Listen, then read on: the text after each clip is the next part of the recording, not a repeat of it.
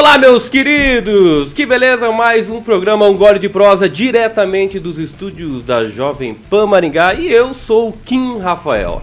Professor Akito, e hoje um dia de frio e com cara de geada aqui no Paraná. Rapaz, hoje acordei com bastante calafrio, hein? Hoje sensação de 10 graus, 12 graus em Maringá. Que beleza, um friozinho só pra dar uma invertida na gente, já que estamos tão acostumado com o calor aqui em Maringá, né, professor Akito?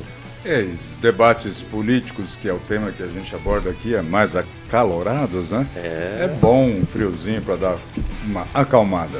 Beleza, e hoje nós estamos aqui, né, na bancada com o Rogério Calazans, que é advogado e empresário e está participando com a gente, já é de casa, mas hoje participa também com a gente.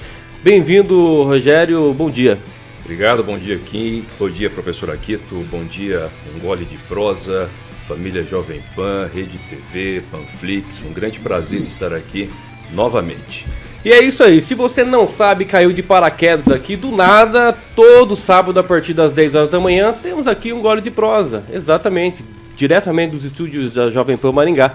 E se você não é inscrito ainda no canal do YouTube da Jovem Pan Maringá, eu peço agora que você se inscreva, exatamente, e também pelo Facebook. E claro, se você não quer usar essas plataformas, você também pode baixar o aplicativo da Panflix, que é gratuito. Exatamente isso, beleza? Então vai compartilhando aí o vídeo, porque hoje temos muita prosa que vai rolar aqui, principalmente porque o nosso convidado, ele é pré-candidato à presidência da República, exatamente. Esse é o nosso convidado de hoje. Ele é goiano, casado, pai de 4 filhos, escritor de mais de 25 livros, bacharel em Direito, cursou MBA em Gestão Empresarial, especialista em Recursos Humanos, cursou também Teologia, o qual se destacou nos últimos anos aí por ensinar autogestão, empreendedorismo e liberdade financeira. Exatamente, olha só que interessante. Tornando-se um dos maiores do mercado digital da América Latina. Lançou oficialmente aí a sua carreira política pelo Partido PROS em palestra realizada ali em Brasília para 5 mil pessoas no mês de março. E no dia 1º de maio comunicou sua pré-candidatura à presidência do Brasil para mais de 45 mil pessoas presencial e online, no evento Destravar da Nação. E é sobre isso que nós vamos falar e muito mais hoje pela manhã, proseando com Pablo Marçal. Bem-vindo a Um Gole de Prosa, Pablo Marçal, que é pré-candidato à presidência da República. Bom dia, Paraná, bom dia, Um Gole de Prosa. Cada um de vocês estão aí na mesa para essa entrevista ou debate. Estou aqui à disposição. Bom dia para vocês, ouvintes e web espectadores. Olha, eu já vou começar aqui a primeira pergunta, para dar o pontapé inicial. É o seguinte, nós estamos realmente, Pablo, vivendo aí uma grande polarização, né, entre o Lula e o Bolsonaro. O que você realmente apresenta de alternativa, além do Lula e do Bolsonaro, para o Brasil hoje? Bom, a primeira coisa que a gente tem que olhar é a vocação dessa nação pelo tamanho do território, o tamanho da riqueza, o tamanho do povo, porque a gente ignora completamente, né? A gente sabe que nós somos o 3º maior produtor de alimento do mundo, mas a gente tenta esconder 33 milhões de pessoas passando fome. Tem alguma coisa errada nisso. É a mesma coisa de uma família ter 4 filhos, e nesses 4 filhos a gente pegar um filho e deixar ele passar fome dentro da nossa própria casa.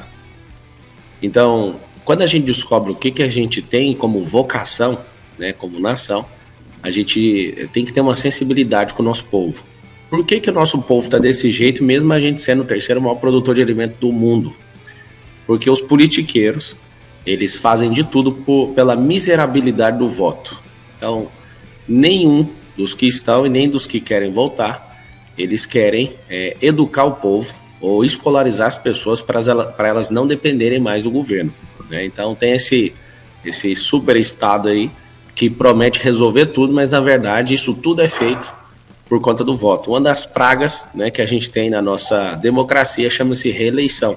Isso é uma verdadeira praga que o Fernando Henrique ajudou a trazer, que fez um bom papel em 4 anos, foi lá e conseguiu contornar o Congresso e colocou essa reeleição. Agora ninguém mais trabalha, ninguém toma medidas duras, ninguém faz reformas que são necessárias, e sempre falando que é culpa do Congresso, mas a culpa é da reeleição. Porque ninguém quer ser impopular, né, com coisas que precisam ser feitas. Infelizmente, o atual presidente também falou, quando ele foi ser eleito, que ele também não ia ter reeleição. Esse foi um grande mote dele, só que agora está aí, investindo tudo que tem, né, para continuar no poder. Só que é uma coisa bem simples, o executivo ele tem nas mãos um compromisso, né? Se ele quiser dar uma oferta, isso é só um das diferenças, né? Se eu perguntar para os dois, ninguém quer o Brasil rico, ninguém quer as pessoas ricas e governando. No dia 1º de maio eu lancei um movimento chamado governalismo. E esse governalismo não é para ser testado, ele já é aprovado, porque eu já testei ele com milhares de famílias, que é diferente completamente do capitalismo e do socialismo. Só nisso você já viu a diferença. Enquanto o Lula e o Bolsonaro, né, de todo o coração deles, quer continuar fazendo o Estado ser o centralizador de tudo, eu quero que isso seja descentralizado, que o Estado promova pessoas, né? Porque o que a gente tem de mais valioso no Brasil hoje, que as pessoas não enxergam elas mesmas. A maior riqueza que tem no Brasil é a produção de 214 milhões de pessoas, cada um no seu nível, né? Cada um, uns estão desfrutando, outros estão aprendendo, mas o que a gente tem é um povo forte, pujante, que gosta de trabalhar. Rogério Calazans. Bom dia, pré-candidato Pablo Marçal, goiano, meu vizinho, na verdade, até porque eu sou de uma cidade lá no Mato Grosso do Sul, nasci, chamada Costa Rica, que fica bem à divisa com Goiás. Então eu como piqui, né? Desde pequeno vou buscar, a gente fala catagabiroba, né? Acredito que você conheça isso, né? Coisa do Cerrado. Será que vai ter piqui lá no Planalto, Pablo Marçal? Mas enfim, eu quero te fazer uma pergunta, o seguinte, baseado até na tua fala inicial, na pergunta do Kim, né? E você tem falado muito sobre essa questão do destravar a nação e de tornar as pessoas governantes de si mesmo, as famílias governantes de si mesmo, de tirar o peso do Estado. A questão é, na prática, o que significa isso, Pablo? Como isso se reflete no seu plano de governo? O que significa do ponto de vista de políticas públicas, de ações governamentais, o destravar a nação, o tornar as pessoas governantes de si mesmo? Como é que isso vai se refletir na educação? Isso é aumento de Fundeb? O que vai ser na prática em termos de programa de governo, de ações governamentais para que isso aconteça? Obrigado pela pergunta. Primeira coisa, Rogério, a educação ela é da família e não do Estado. Então, quando a pessoa fala assim, quem tem que educar é o Estado começou a ter essa obrigação desde quando ele colocou para as pessoas votarem e tornar o voto obrigatório. Não era assim antes. Existem países que a educação ela não é gratuita, assim como a saúde também não. Você pode olhar aí os Estados Unidos, não é. O que a gente tem que entender? Que o governalismo é a família assumir o comando disso, educar seus filhos. Agora o Estado, ele tem uma participação nisso, de escolarizar uma pessoa para ela ter uma profissão. Só que isso também não é só do Estado. Eu tenho escolas, e eu posso falar por mim. As minhas escolas é uma rede infantil, a gente é do ramo particular, né, do ramo privado. Então isso não é só do Estado. O Estado continua com obrigação com quem não pode. Agora eu hoje, tendo condições, eu posso falar do Pablo do passado, que não tinha condições e estudava na escola pública. Eu estudei em escola pública até o ensino médio. Não consegui passar numa federal. Eu lembro o nível de competitividade disso e o tipo de ensino que eu tive comparado com quem estudava em cursinho e tudo mais. Acabei fazendo uma faculdade particular e eu pegava meu salário enquanto trabalhador para pagar. A faculdade ainda não dava. Eu tive que ficar fazendo trabalhos, né, alternativos para pagar a mensalidade da minha faculdade. Então, primeira coisa, a gente tem que devolver para a família porque o Estado é incompetente na educação. A escolarização é parte do Estado.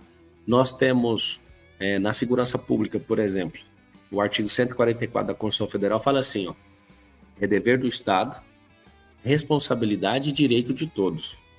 O que significa isso? O Estado também é incompetente para conseguir defender a nação brasileira. Hoje tem 40 mil homicídios, já chegou a 60 mil homicídios num ano. Estou falando de mortes, não, estou falando de homicídios. Homicídio é alguém que perde a vida porque tem outro tirano. Então a gente tem 40 mil hoje. Como é que faz para a gente confiar todas essas questões ao Estado? O Estado é incompetente, ele não consegue governar sobre isso. Então o que a gente precisa é o seguinte, pegar só o artigo 144 e ter ele como base. É dever do Estado. Aí eu faço a pergunta, o Estado está cumprindo? Não. É direito de todos. Você está conseguindo exercer seu direito de segurança? Não. É responsabilidade de todos. Você está pegando a sua responsabilidade? É brilhante a tipificação da Constituição. É dever, não deu conta. É direito, você dá conta de sacar seu direito? Não. E a responsabilidade você está exercendo? Também não. Então começa de trás para frente. Vamos todo mundo focar em ter a responsabilidade de guardar a si próprio. Então no governalismo é o seguinte, eu não posso entregar para o Estado o poder de me defender. E aí eu vou num assunto que todo mundo ou odeia ou gosta de ouvir. Questão de uma pessoa, né, que tem qualificação, que tem saúde mental, uma pessoa que pode ter uma arma, ter a arma para se defender. Aí alguém fala assim agora, não, eu não quero me defender, então deixa para o Estado te defender, daqui 15 minutos ele chega. Vai morrer você e todo mundo na sua casa. Então assim, o que é o governalismo? Focar que a base da sociedade é a família. Então eu tenho propostas em relação a isso tão forte que se, por exemplo, um bandido entrar na casa de alguém, isso se tornar um crime hediondo e configurar isso como se fosse terrorismo. O cara vai roubar um carro e não tem ninguém, é um tipo de pena, mas desembarcar gente de dentro de carro, esse cara virar um terrorista para a nação. E aí, agora explicando o governalismo, ele tem 3 fases. A primeira fase é quando a pessoa aprende a governar a si mesmo, chama autogoverno. Você vai pretender ensinar isso para as pessoas, Pablo? Essa é a minha dúvida, entendeu? Como é que vai reformando o ensino infantil? É isso. Isso é só um reformando.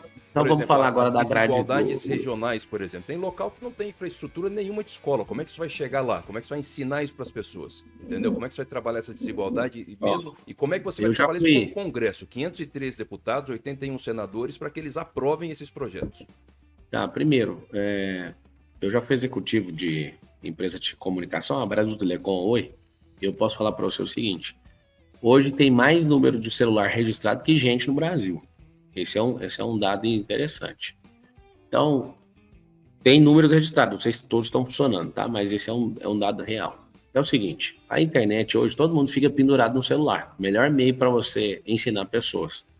Então, nós temos milhões e milhões de pessoas em programas sociais. Nós temos 100 milhões de pessoas registradas, né, como força de trabalho hoje no Brasil. A gente tem que implementar política pública e política privada para instruir pessoas. Agora, não é todo mundo que vai pensar igual a você, que vai pensar igual a mim, porque você está num nível social e eu estou em outro. Então, os nossos ouvintes têm 12 perfis sociais. O que a gente tem que fazer não é só fazer uma estatística, mas é mostrar para o brasileiro que ele está no nível X e a gente vai ensinar ele a sair desse nível, se ele quiser, porque tem gente que não vai querer. Vamos falar agora do governalismo, o assistencialismo.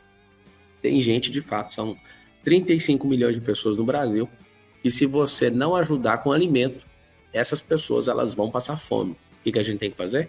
Nós temos que criar um próximo programa social. Esse próximo programa é uma migração do que ela está hoje. Porque o que ela está hoje, ela não tem que dar nenhuma contrapartida para a sociedade. E ela mesmo, quando recebe esse dinheiro, ela acha pouco, ela acha uma esmola, ela não muda de vida com isso, e ela não se sente honrada por isso. Então, o que a gente tem que fazer? Nós vamos implementar, a partir de 2023, um programa SPG, que chama-se Sementes para Governar. O que significa isso?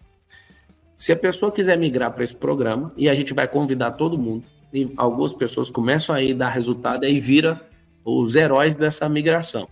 A pessoa entrega um dia de trabalho dela, né, para alguma repartição pública, para alguma coisa que ela saiba fazer, né, de escola, ajudar em praça pública, alguma atividade. E essa entrega dela vai render, por exemplo, R$50 a mais.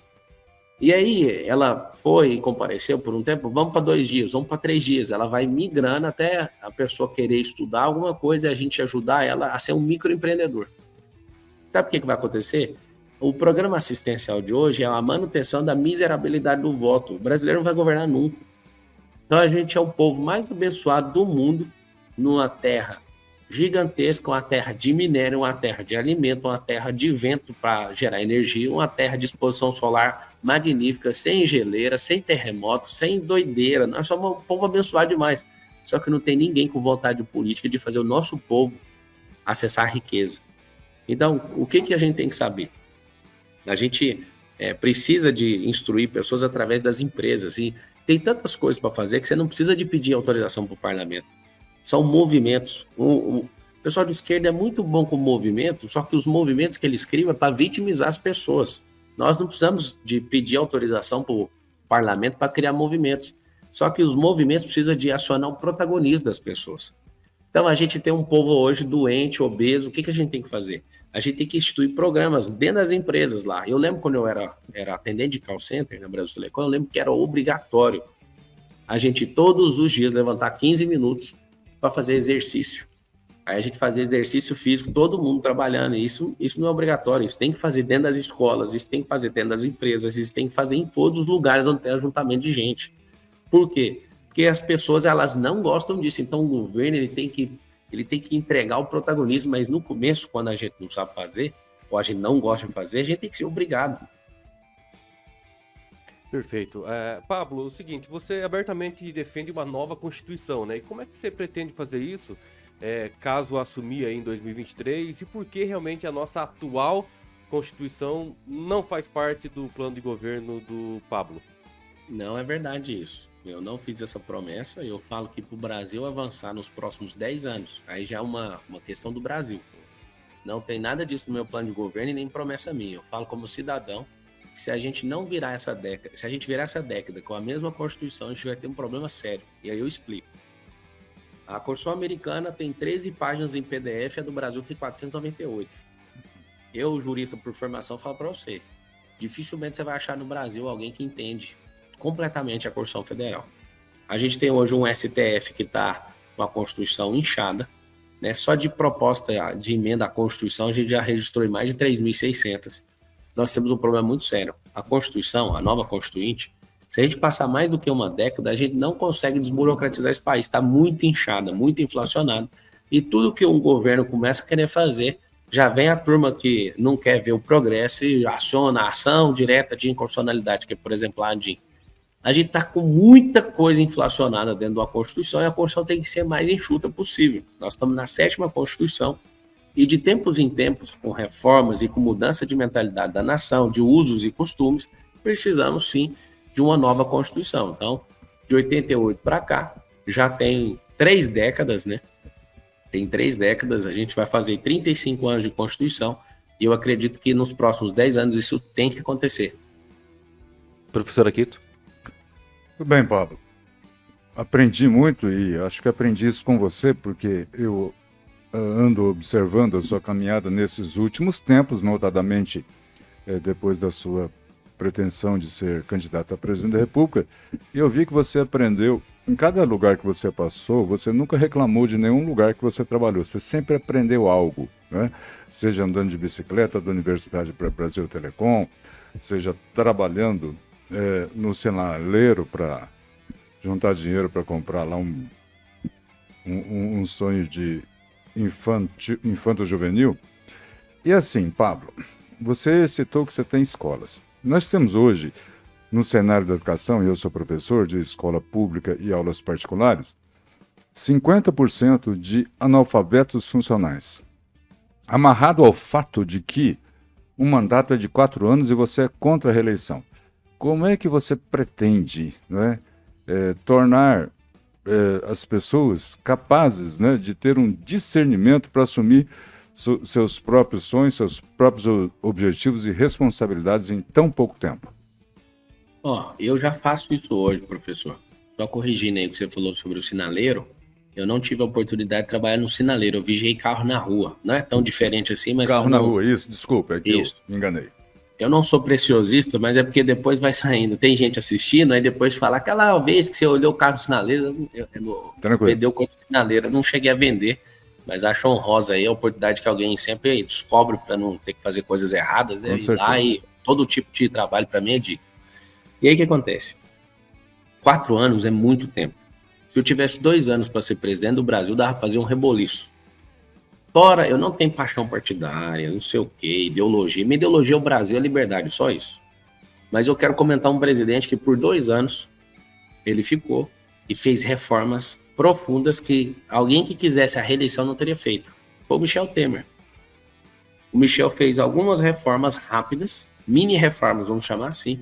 E isso ajudou muito o país. Só que ele já chegou a defender a reeleição pelo tanto que o governo do Fernando Henrique foi bom, né? Porque a gente saiu de um cenário de hiperinflação e trouxe estabilidade econômica para o país. Então todo mundo concordou, vamos deixar o Fernando que está indo muito bem.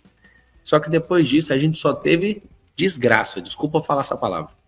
A reeleição do Lula foi uma desgraça para o país. Você conheceu o maior esquema de corrupção da história. Reeleição da Dilma, outra desgraça. E eu espero do fundo do meu coração, não tendo nada contra a pessoa do atual presidente, eu espero que ele não vença essa eleição e nem o Luiz. Eu estou aqui para isso, essa é a minha missão. Nenhum dos dois lograrem êxito nisso, porque o presidente que acredita que não pode ter reeleição, ele tem que usar dele, da oferta da reeleição dele, para resolver o país. Eu tenho certeza que o parlamento receberia essa oferta. Agora, como que a gente pode mudar muita coisa em 4 anos? A gente tem o histórico aí do Temer, que em 2 mudou muita coisa, tendo bom trânsito no Congresso Nacional. Alguém que não estava afim de reeleição. Esse é o interessante. Michel Temer, como ele é bastante inteligente, é um homem sábio, ele percebeu o seguinte: eu não vou mexer com reeleição, então eu tenho que fazer o que o Brasil precisa. Não estou defendendo completamente o Michel, mas as ações dele precisam ser respeitadas. O que a gente faz em 4 anos? Cria consciência de todo mundo onde eles estão. Em 4 anos, nós abrimos 1,5, 1,6 milhões de empresas todos os meses. A gente pode abrir todos os meses não, perdão, por ano.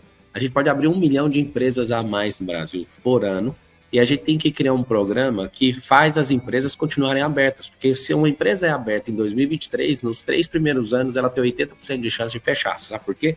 Porque em casa você não aprende a ter empresa, na escola você não aprende, na igreja você não aprende, lugar nenhum você aprende a ter empresa. Você sabe aonde que está tendo a maior estimulação hoje a abertura de empresa? Com influenciadores do empreendedorismo. No último mês agora nós tivemos um recorde chamado de A Renúncia. Até um artigo publicado pelo Nubank. Pela primeira vez a gente bateu um recorde, deu um crescimento de 38% de pedidos de demissão voluntários.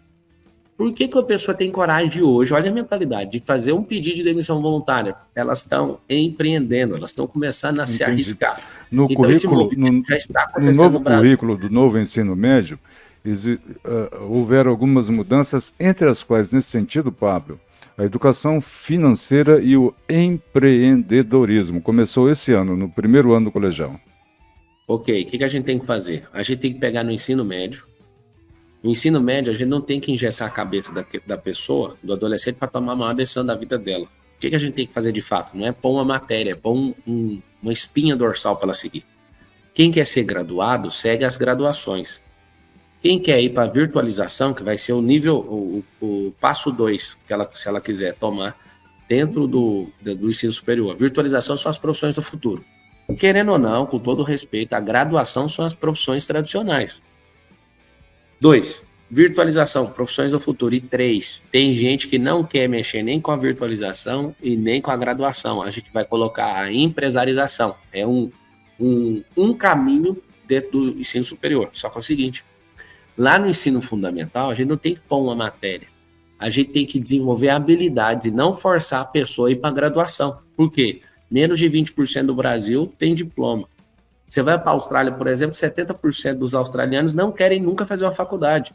Então a gente não tem que usar 140 bilhões de reais todos os anos a nível federal para ficar engessando a cabeça da pessoa, para ela ficar cheia de conteúdo que ela não vai usar. Mas Singapura, por exemplo, tem outros valores paradoxais em relação à graduação. Sim, nós precisamos da graduação que ela continue.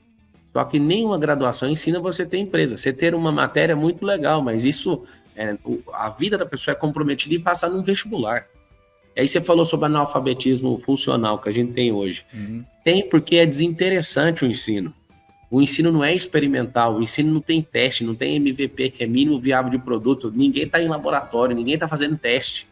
O que a gente tinha que fazer era testar a mentalidade das pessoas para achar a vocação dela. Só que a gente não faz isso. A gente entope conteúdo na cabeça da pessoa. Eu sou professor também, eu tenho quase 400 mil alunos na internet. Fora a escola, eu tenho alunos e são quase 400 mil.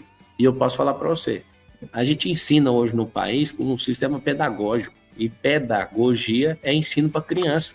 A gente tem que ensinar adulto, do final do ensino fundamental para frente, até a faculdade, A gente tem que ensinar com andragogia, através de sistema representacional. É mais um ponto que o nosso ensino tem um problema, a gente está comprometido nisso. Lá no ensino infantil, já que você tocou nisso, a gente tem que parar de só querer socializar as crianças e tirar esse retardo da alfabetização e trazer a alfabetização para o ensino infantil, que não acontece isso hoje. Essa grade curricular, ela faz de tudo para a gente ter analfabetos funcionais mesmo, tá perfeita para continuar do jeito que está.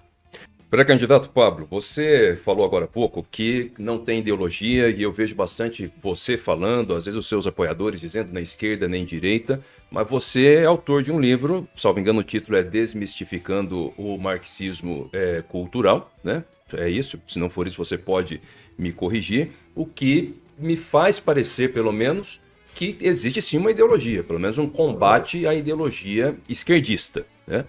E veja bem, ao longo dos últimos anos, especialmente depois da posse do Lula, nessa era do PT, nós tivemos no Brasil, dentro, por exemplo, da educação, e não só da educação, a colocação de muitos conselhos em todos os níveis de Estado. Conselho Federal, Conselho Estadual, Conselho Municipal. Esses conselhos muitas vezes são tomados por militantes, pelos movimentos de esquerda, que acabam limitando a atuação do gestor. O gestor muitas vezes quer mudar, especialmente na educação, inclusive. Ele tem a decisão de caminhar para um lado, mas depende dos conselhos, porque a legislação concede para os conselhos a responsabilidade de deliberar, e esses conselhos são tomados por essa militância que foi ensinada por meio do marxismo cultural ao longo desses anos. Como é que você pretende lidar com isso? E se você puder deixar mais claro essa questão do seu posicionamento com relação à esquerda ou direita, por favor. Primeiro, o nome do livro não é esse Desmistificando. O nome do livro é A Destruição do Marxismo Cultural. Eu mesmo coloquei o nome, apesar de ter escrito com um juiz, com um jornalista, com um médico e com um advogado. Nós juntamos para escrever esse livro e o nome do livro ele é ambíguo. Olha o sentido ambíguo. A destruição do marxismo cultural é o que ele vem destruindo desde 1920 até hoje. E a destruição do marxismo cultural é quando a gente ativar as pessoas com governalismo. Então, se a gente começar a governar, o marxismo cultural não faz sentido nenhum. Só que não existe isso ainda. O marxismo está destruindo essa nação. O que acontece? Quando você percebe, aí você perguntou sobre a ideologia. Eu falei aqui na entrevista que a minha ideologia é a liberdade. Então, eu não quero saber de puxar sardinha para lado nenhum, eu quero a liberdade. Quando você tem liberdade, não tem lei superior a isso. Liberdade é tudo, tá? Agora, quando você fala que eu estou contra o esquerdismo, eu vou te dar um relato. Todo mundo que é anti alguma coisa não edifica nada. Eu não sou anti ninguém. Eu estou aqui porque eu percebi que o Brasil tem esquerda e tem a direita. E aí a pessoa, quando está na direita, ela tem que espelhar o comportamento disso aqui, ó. Eu vou mostrar um sinal aqui, vocês vão reconhecer. Se vocês quiserem falar. Esse sinal aqui hoje é de qual presidente? Vocês sabem, não sabem? Esse sinal para mim é de ladrão. De Lula. Isso. E esse sinal é de quem? Da arminha do Bolsonaro. É o mesmo sinal, para vocês entenderem. É. Eles são farinha do mesmo saco. Você pega esse cara aqui, ele é fã de Fidel Castro. Esse daqui é do Carlos Brilhante Ustra. Então eles são populistas, os dois. Os dois gostam de ditador. Os dois são populistas, os dois votam pela miserabilidade do voto. Você vai pegar, é o mesmo sinal. Se vocês não caírem na real, eu estou aqui deixando as minhas empresas para mostrar isso aqui para vocês. Qual é o seu sinal, falou muito bem. Pablo? Como é que é? Qual é o seu sinal? Você já tem um, não? Meu sinal é para frente. O seu nariz já está apontado para frente, os seus olhos têm que ser para frente. Você não tem que ficar dando volta no quarteirão. O que é o problema de esquerda e de direita? Eu deixo bem claro por que eu sou do alto. E aí todo mundo vai lembrar. Na legenda dos partidos, o PROS, se alguém tiver dificuldade de lembrar do nome PROS, é PROS de prosperar. É o que a gente vai fazer com o país. O PROS nunca teve pré-candidato, nem candidato à presidência da República. É a primeira vez que está acontecendo isso. É um partido jovem, né, que tem... quando eu cheguei, estava com 11 deputados federais e com 3 senadores. É um partido relativamente pequeno e a gente vai colocar esse partido para crescer, para trazer essa visão para o país. E é uma gestão nova, né? Não é uma gestão do passado, que teve alguns desvios, alguns problemas. Mas aí o que acontece? Quando você pergunta qual que é a sua visão, a gente está há mais de 200 anos com essa conversa fiada de esquerda e direita dividindo a nação.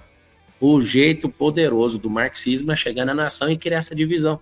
E a pessoa que tem raiva da esquerda, ela vira direita. Só que aí, do lado direito, ela não quer saber dos princípios e valores, ela só não gosta do outro. Pergunta para o presidente Bolsonaro qual foi a obra que ele fez, que ele criou e ele conseguiu fazer nos 4 anos de governo dele. Não tem nenhuma obra. Em 2016, o Brasil tinha 22 mil obras paradas. Em 2022, o Brasil tem 20 mil obras paradas. Tem obras que precisam só de 10 mil reais para encerrar. Tem outras que precisam de 1 bilhão de reais para encerrar. E não tem vontade política para isso. Não criou nada. Sabe por quê? Porque o governo de direita ele é anti-esquerda. Então ele fica fazendo de tudo para não ver a esquerda. Só que enquanto você está querendo fazer de tudo para não ver alguém, você não edifica coisas. Não tem sido edificado. Esse é um grande problema. Ah, eu estou terminando as obras do PT. E que é isso? O PT ficou 13 anos. Da atuada que está aí, nem vai levar mais 20 para terminar o tanto de obra, porque aquele povo é veaco. Eles começam a obra para fazer propaganda do começo da obra, mas não importa com o fim. É por isso que levou 13 anos fazer transposição do Rio São Francisco. Levou 16, na verdade. A Transnordestina não sai, a Transamazônica não sai. O negócio deles é começar algo. Então, assim, por que eu sou do alto? Não é porque eu quero ser melhor que ninguém, é porque eu não quero ficar virando o país para um lado. Ah, não, vamos para o outro. Também não quero. Existe uma rodovia gigantesca de 1.000 quilômetros a ser percorrida nos próximos 10 anos. Todo esse povo, vamos supor que o povo brasileiro é um povo que saiu da exploração que a gente tinha com Portugal, né? Portugal nos colonizou até 1822, e de lá para cá, quem está nos colonizando são ideologias. E aí a gente está falando, vamos todo mundo, se a gente sair todos os 214 milhões de pessoas e criar um êxodo para o Brasil, de mudar a mentalidade de escravo, nós vamos em 10 anos conseguir chegar no final dessa rodovia. Só que aí chega um líder de esquerda. Eu tenho um mapa aqui para chegar em algum lugar. Qual que é o mapa? Fica rodeando um quarteirão à esquerda. É isso que o Lula fez e é isso que ele quer fazer. E se não tivesse esses dois caras na polarização, eu por tudo que é mais sagrado, pelos meus filhos, eu jamais colocaria meu nome numa maluquice dessa. Tem que ser uma pessoa completamente anormal para assumir isso. Aí você tem um capitão que está rodando com o país à direita. Por favor, gente, olha para o alto e olha para frente. A gente precisa de produzir, a gente tem que parar de ser...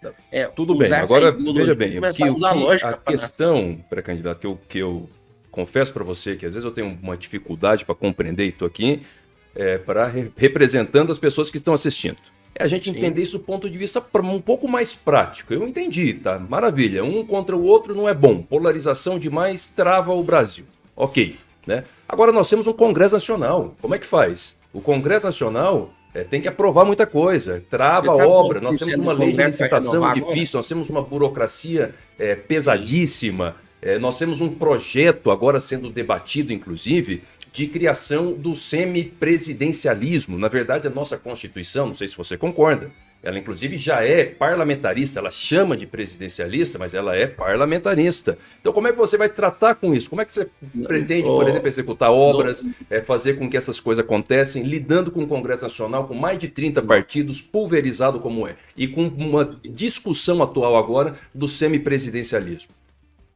Não tem essa discussão, né? Quem está promovendo ela é o Sarney e o Michel Temer, inclusive eu tive pessoalmente com eles. E eles me deram conselho. O Arthur Lira tem colocado esse debate publicamente há algum tempo, sim, de que colocação de uma emenda constitucional para a criação do semipresidencialismo. Isso pode vir, por exemplo, no seu governo, eventualmente.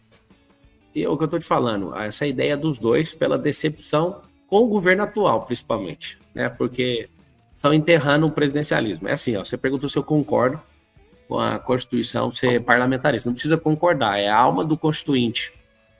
Do Constituinte foi o que fez a Constituição. É parlamentarista e no plebiscito a gente definiu o presidencialismo.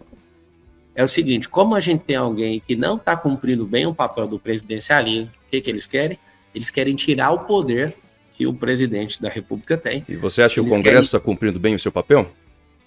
Olha, tem 513 deputados representando o povo. A primeira coisa que a gente tem que fazer é o seguinte, na representação do povo, quem tem que responder, cada um é de acordo com seus representantes. Eu lembro que na votação da Dilma, ficaram muito grilados de ver aquele tanto de deputado falando asneira. Eu falei, por que vocês estão assim? Eles são representantes do povo. E aqui vai uma pergunta para você, ou quem der conta de responder. A política vai mudar é pelos políticos que estão lá ou pela mudança de mentalidade do povo? Você consegue responder essa? Eu consigo. Qual que é a resposta? Sobretudo pela mudança de mentalidade. Mas então política, é isso que eu defendo. Porque se ainda é muito, vai colocar um presidente lá, vai colocar isso. gente que tem mentalidade certa, é mentira. Hoje nós votamos, é um sistema representativo, nós votamos em pessoas que nos representam. Por que nenhum governo fica falando que vai ajudar a fazer a escalada social de verdade? Por que nenhum governo fala sobre a mudança de mentalidade? Se a gente tirar essa mentalidade nossa de dependência, de vitimização, de escravos que nós temos como povo, nós vamos colocar pessoas diferentes lá. Por que nós parecemos condenados querendo colocar Lula e Bolsonaro? Esses dois caras já mostraram que eles são limitados, que eles não querem crescer como pessoas, que eles não importam com a mudança de mente das pessoas. E dependendo de eu virar presidente da República ou não, eu já faço isso, eu vou continuar fazendo isso. E aqui, meu coração, ele é tomado de um fogo muito forte para falar isso para vocês. Não adianta querer colocar pessoas para mudar algo, a gente tem que mudar a mente do nosso povo. E não muda só com política pública, muda com política privada, muda com as igrejas, muda com instituições, muda com as empresas. A gente tem que fazer um processo, um pacto nacional, uma harmonia entre os diferentes para a gente mudar a mentalidade do povo.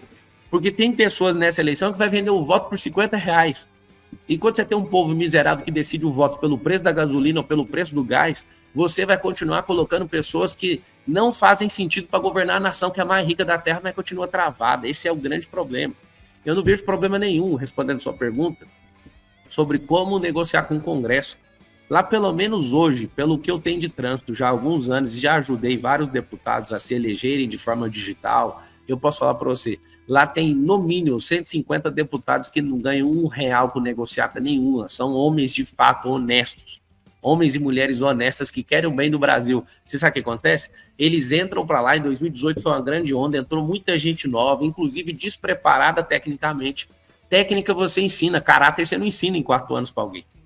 Então entrou gente muito boa lá, mas se não entrar mais gente nova na política, para continuar promovendo, a única coisa que vai resolver o país é mudar a mentalidade, acionar governalismo na cabeça das pessoas. Da pessoa ter um tesão para produzir, da pessoa acordar de manhã e falar assim, eu vou produzir pela minha família. Se você só focar na sua família e a sua família for bem atendida por você, sua família, sua casa, seus negócios começam a prosperar e começam a gerar renda para outras pessoas. É isso que eu acredito, eu quero um país rico de verdade. Nós temos um país rico, mas a gente finge que é pobre, não faz sentido, eu não quero isso do país, não faz sentido isso. Então, assim, não vejo dificuldade nenhuma em negociar com o Congresso, não dá para fazer o que o Bolsonaro fez, né, com esse orçamento secreto, colocar o que ele deveria decidir com a caneta dele, ele pôs para relator decidir. Nunca vi na minha vida deputado ter tanto recurso, deputado com 300, 400 milhões de reais em emenda, nunca vi isso na minha vida inteira. Eu acompanho o parlamento desde 2005, quando eu entrei no direito. Eu lembro de assistir às sessões da Câmara, às sessões do Senado, todos os projetos de lei. Eu era, assim, altamente dedicado e gostava muito quando eu comecei a ver isso. Eu nunca vi de 2005 para cá um presidente colocar o orçamento na mão de deputado. Nunca vi. Sabe por quê que ele fez isso? Ele ficou 2 anos tentando governar sozinho. Primeiro erro da vida dele. E aí, como ele decidiu ir para a reeleição, ele ficou 2 anos abrindo a torneira. O Brasil está num desgoverno completo por causa disso. Infelizmente, está desse jeito. Eu queria que esse Brasil estivesse crescendo. Eu queria que esse Brasil estivesse avançando, mas a gente perdeu uma década. E nessa perda de década, está aqui mais alguém com sangue novo, com mentalidade nova, pronto para aprender, pronto para avançar. É isso que eu quero deixar claro para todo mundo. Ô Pablo, tirando realmente essa questão da polarização, principalmente aí sobre direita e esquerda, vamos deixar de lado, mas existem algumas pautas que sempre estão em voga, né? Até pela questão da polarização, mas também não dá para fugir disso. Pautas, por exemplo, de aborto e ideologia de gênero. Qual é o seu pensamento sobre isso e o que você tem sobre o seu posicionamento aí para 2023 quanto a essas pautas? Aborto, o Código Penal vai completar, já completou na verdade, né? 80 anos, vai estar com 83 anos, 82 anos que vem. Ele é de 40, a época do Getúlio Vargas. O que a gente tem que fazer? A gente tem que trocar a palavra aborto, porque as pessoas acham que abortar é abortar um projeto, né? Se o Brasil entrar em guerra, tem 170 anos mais ou menos que o Brasil não tem uma guerra. Isso é muito bom, país pacífico. Só que então, quando você não tem uma guerra, alguém quer criar uma guerra interna para matar gente. E se a gente tivesse uma guerra, eu pegaria um fuzil para defender gente que, por exemplo, está criticando aí agora no YouTube, falando mal. Eu pegaria um fuzil e defenderia você do mesmo jeito, em prol da nação. Agora, uma coisa que eu nunca vou fazer é pegar um bisturi, que é um fuzil também, pegar alguma ferramenta para arrancar um bebê de dentro da barriga de uma pessoa. Aqueles lá não, eles são indefesos. A nossa nação não pode ser uma nação que mancha de vermelho a nossa bandeira. Eu, Pablo Marçal, cidadão, presidente, empresário, o que eu tiver, eu nunca vou defender essa barbárie. Se vocês quiserem matar crianças que são brasileiros inocentes, vocês vão atravessar lá para a Argentina, lá na Argentina, que é esquerdista, e se for direitista também não interessa, vai para lá, senta lá e mata brasileiro lá e mancha a bandeira da Argentina. Então nós vamos propor a mudança do nome aborto para assassinato de vida indefesa. Isso para mim é uma das maiores barbáries do mundo. A nação que começa a fazer isso, ela vai começar a ruir, porque isso é atentar contra a base da nação, que é a própria família. Eu não sou aquele cara que não tem a mente aberta. Na legislação já tem os casos, né? Na jurisprudência, principalmente na legislação, não. Na jurisprudência, que é da justiça, você está no caso de estupro, você tem a legalidade para isso. Tá lá, você vai lá e faz. Agora, esse é um assunto que todos os anos, daqui até pro resto das nossas vidas, a gente vai ficar ouvindo. Isso está em pauta. Isso não deveria estar em pauta. Não deveria estar em pauta, porque quem faz isso mancha a bandeira da nação. Segunda coisa é ideologia de gênero, os movimentos por orientação sexual. Eu quero liberdade. Você quer pensar do jeito que você pensa, mas não vamos aplicar um único real de dinheiro público para ensinar. Não temos que mexer com isso. A educação é em casa. Você acredita nisso? Ensina seus filhos. Você quer pôr dinheiro público nisso? Nós não vamos aceitar. Nós temos que ensinar as pessoas a produzirem, a respeitar. Você quer ser isso? Beleza. Seja respeitado por nós. Então, o que a gente tem que fazer não é ficar virando a cabeça das pessoas por causa de movimento, que eu acho ou aquilo. Nós temos que definir o que é o cerne do Brasil, é liberdade. Você quer ser o que você quiser, você falar que você vai virar qualquer assunto é problema seu. O que eu quero, enquanto cidadão, é: você está produzindo? Tô. Então você tem nosso respeito e acabou. Pablo, eu não estou produzindo. Vamos pegar na sua mão e te ajudar até você produzir.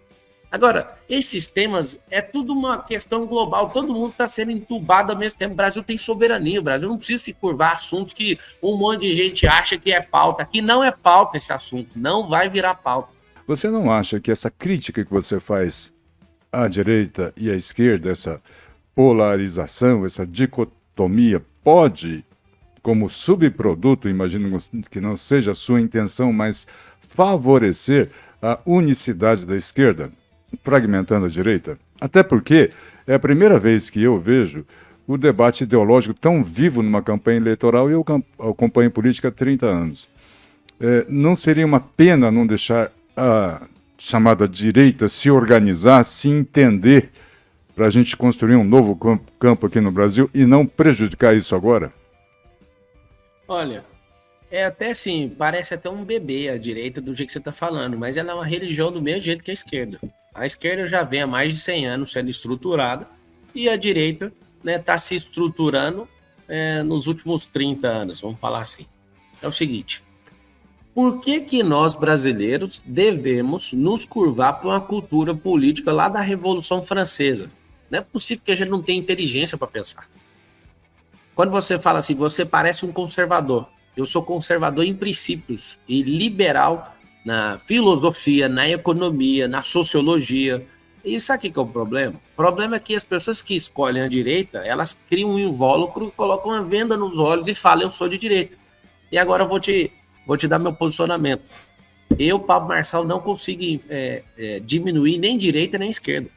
Não existe isso. Existe 30% do eleitorado que está virado 15%.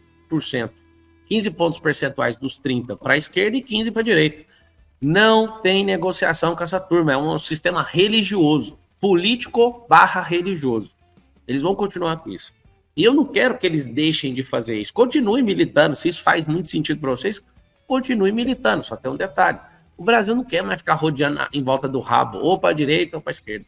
A gente quer avançar. Então, essa dicotomia, se você for pegar lá em Provérbios está escrito: não pega para a esquerda nem para a direita, vai para frente, produz, vamos avançar. É só pegar o último versículo lá de Provérbios 4, salvo engano. Sabe por que eu estou falando isso? Porque a esquerda significa razão, a direita significa emoção. A gente tem que pegar o que cada um tem de bom e chutar o que cada um tem de ruim. Só que você é obrigado a carregar o ruim porque você assumiu um lado. Nós não precisamos assumir um lado. Eu sou piloto de corrida também, estou piloto de corrida da Mercedes Challenge, e eu posso falar para você o seguinte: se a roda do carro, isso é lógica, se a roda esquerda do meu carro estiver aberta para fora, eu não consigo ganhar a corrida, não consigo chegar no pódio nunca, o carro vai ficar puxando para o lado. E o Brasil hoje está lindo, duas rodas do carro abertas para fora. Nós não vamos chegar nem em último, sabe por quê? Porque com essa roda a gente não consegue nem terminar a corrida. Aí você está pedindo para mim, tem como você deixar a roda da direita aberta? Tem como você pegar aqui, pipipi? Não, eu quero colocar a roda alinhada, porque toda vez que eu vou para a corrida eu tenho que alinhar meu carro. Meu carro precisa estar alinhado para ele ganhar velocidade. Por que o Brasil não está avançando? Porque a roda está desalinhada. Ficou 13 anos com a roda quase assim, ó, em 45 graus, 90 graus. E outra rodinha estava assim, agora está assim, ó, o carro está frenando ao invés de ganhar mas se rolagem. ficar muito tempo debatendo sobre isso, discutindo isso, de repente roubam o carro. E aí não vai para nenhum lugar. Na verdade, se você não tem chance de corrida, já foi roubado. É o que eu estou te falando. Quando você desalinha uma nação, eu falo para todo mundo, porque meu coração realmente sente isso, pela vocação que a gente tem. Assim, não é um trabalho de fazer em um ano, mas a gente tem que começar. Para quem quer andar 1.000 quilômetros, o primeiro passo já começou em direção daquilo que você deseja. Não muda a mentalidade do povo em um dia, nem um mês, nem um ano. Uma década é uma semente, para você ter uma ideia. Agora, eu acredito nisso de verdade. Até 2032, um monte de gente falou para mim, para de falar isso. Eu não vou parar, porque meu coração acredita nisso de verdade, pela vocação que a gente tem como nação. Até 2032, nós podemos nos tornar a nação mais próspera da Terra. A China decidiu fazer isso. A China parou de ser socialista e começou a ser sociocapitalista e começou a desenvolver supereconomia. Colocaram na cabeça, eu tenho rastreado o que eles estão fazendo. Eles querem se tornar a nação mais poderosa em inteligência artificial até 2030. Escreva o que eu estou te falando. Se a gente abandonar essa janela de crescimento dessa década, que vai virar para a super tecnologia, nós não vamos ficar entre as 10 economias, vamos ficar entre as 40. Porque a nossa mentalidade, a gente não produz tecnologia, a gente produz alimentos, a gente pode estar arrumando um problema de segurança nacional para nós, que a gente não tem um sistema de defesa forte, nós não estamos produzindo tecnologia, a gente compra carro até hoje de outros países, não faz sentido um país rico como esse. Eu vou praticamente todos os dias sobre São Paulo aqui e outros estados agora na campanha, eu olho e vejo campos, quando eu vejo um campo verde e vejo que não tem gado, eu falo, é um campo improdutivo. A gente tinha que estar fazendo usina solar adoidado nesse país. Aí cadê as indústrias de energia solar, né, de placa? A gente tem que ficar importando tudo. Por que a gente não produz? Por que nós, o povo brasileiro? Porque nós não temos essa mentalidade. A gente fica vidrado em filme de Hollywood, no brilhantismo americano, mas a gente não tem esse brilhantismo. A gente precisa desenvolver protagonistas dessa nação. Então, assim, alguém pode olhar para mim e falar, ele é o Enéas. Só tem uma diferença. O Enéas era alguém que tinha amor pela nação, ele era nacionalista, mas ele não era internacionalista. A gente tem que ter 80% de energia na nação e 20% na internacionalização, senão a gente não cresce como nação. Esse é o jogo de hoje. Segunda coisa, o Enéas tinha uma ideia que era, nós vamos fazer moratória. Essa ideia não funciona. O Lula também tiveram que fazer uma cirurgia no cérebro dele e arrancar isso de dentro da cabeça dele. O que a gente precisa? No cérebro ou no bolso, né? Protagonismo. Nós precisamos de um povo protagonista. Nós precisamos de sair no próximo ano e começar a desenvolver 10 marcas nacionais de veículos. Nós precisamos de sair no próximo ano e ter... Isso eu vou fazer como presidente, não preciso pedir autorização para o parlamento, não.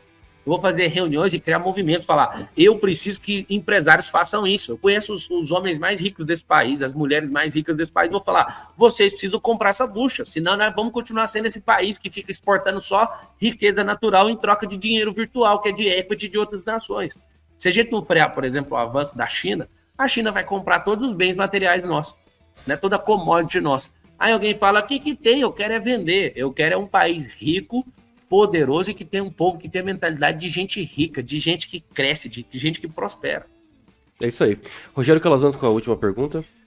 Política de paridade internacional de preços do combustível. Qual a sua opinião a respeito? Sua opinião a respeito à privatização da Petrobras e se, eventualmente, no seu governo, a política de paridade internacional seria mantida?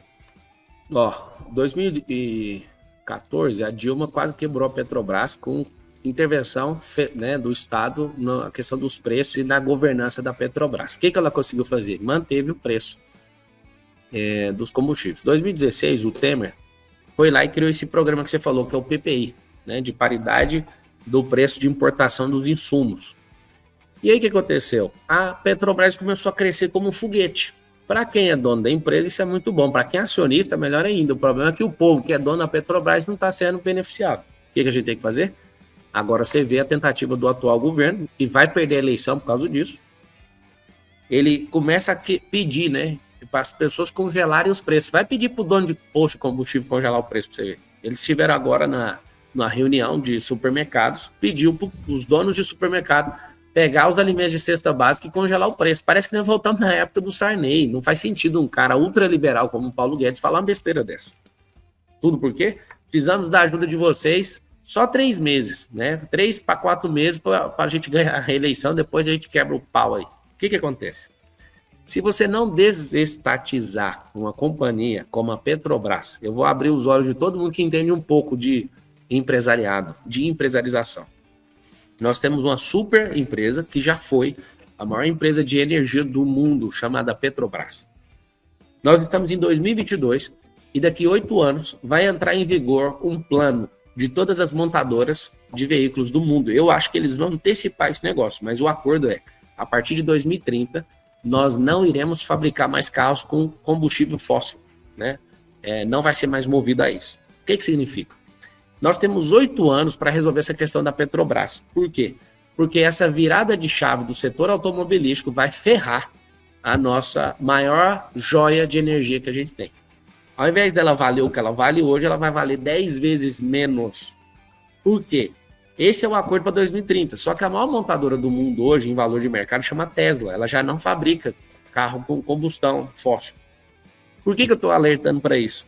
Essa montadora sozinha, em 10 anos, conseguiu valer mais que todas as outras principais montadoras do mundo juntas. Tudo por quê? Porque ela não quis entrar em 2030. Ela falou, já vou fazer a partir de agora. E ela é assustadora por causa disso. O que a Petrobras tem a ver com isso? Seguinte, nós temos que fazer 2 coisas.